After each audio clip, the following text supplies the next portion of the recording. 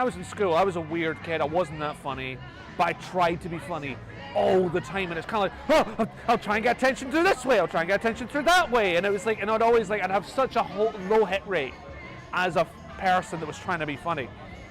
And now I do stand up, I get that satisfaction out that I am funny and I can be engaging, and that's taken years of pretending. My bombing strategy is A game on that as well.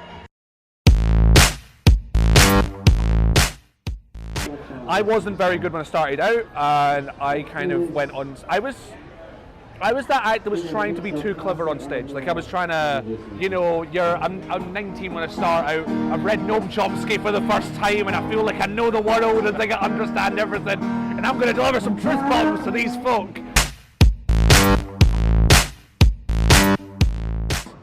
And my main bombing strategy as well, when it comes to my set in the moment, is just making sure to put on a big smile anyway and pretend we're not bombing. Because the audience don't know you're bombing unless you're properly eating a bag of dicks and they kind of hate you and are totally indifferent to you on stage. And they're when you're dying, it's not, when you're bombing, they're not silent, is the other thing as well. When you're bombing, they're shuffling. You can feel the movement in the chair, you can feel people sort of going through their pockets, look at their phone, or you can hear a little chatter up the back. That's when you're properly bombing and dying. If they're still silent, they still want you to do well.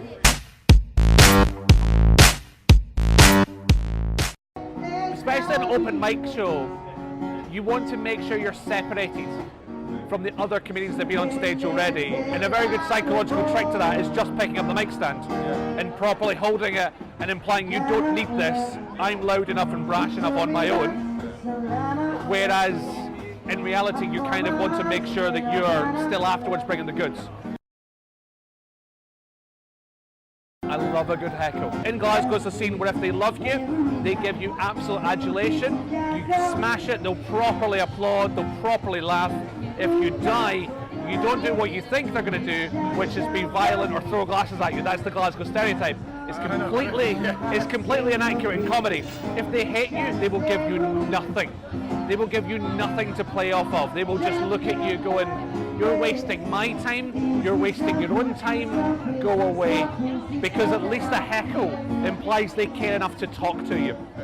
So now when people heckle or people want to join in, I normally take it as they're meaning it in a good light. I've only had out of all the heckles I've had, I'd say about probably maybe 10 or 5% of them are meant aggressive. Actually no, I'd say 5% or maybe less than that are meant in an actual aggressive sense. And that's what pissed off someone who is very drunk and already a bit of a prick anyway. Whereas normally it's either trying to make the show about them and they think they're helping by joining in. And since I'm obviously quite chatty and obviously up for wanting to talk to people on stage, I do get a lot of people going, I want to join in too, and they know they can play as well. So it's like, and obviously the British heckling is very much if you heckle, they want to basically throw something at you, but they want you as a comic to catch that and throw it back in their face.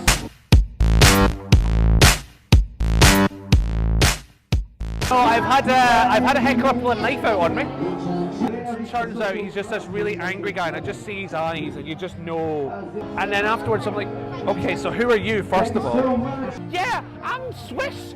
You don't know about my culture. And I'm going, mate, you're a weird person. You look like you're the type of guy who has knives in his shoes. And he afterwards went, I actually do. I've got a switchblade right here. He's the one guy who hangs out after the show when I basically packed up my stuff and left and said, mate, that was great. I want to buy you a drink.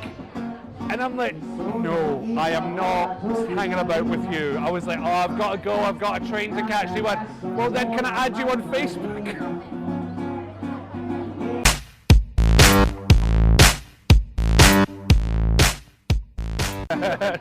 No other comedian. I have no principles whatsoever. There's nothing you won't.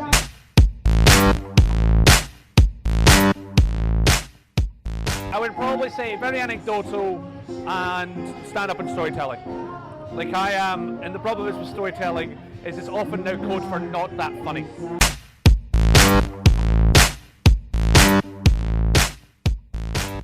But the problem is I've seen a lot of very mediocre comedians use it to go, I'm going to tell a story, which I mean is I'm going to talk for 10 minutes and there's going to be one joke at the end of this, which is the problem. Like, I think when it comes to proper storytelling, it should have arcs, it should have structure, it should have dozens of jokes in amongst it as a comic as well. But one of the main problems is that as a comic, that does take a while to develop. I like the story to be based on truth, but the problem is then afterwards the jokes then make it untrue. There's a difference as well. It becomes that stage where you're going like, to make this funnier, it has to have jokes in it. And to have jokes in it, you have to basically take an idea and make it so much bigger than it was in reality.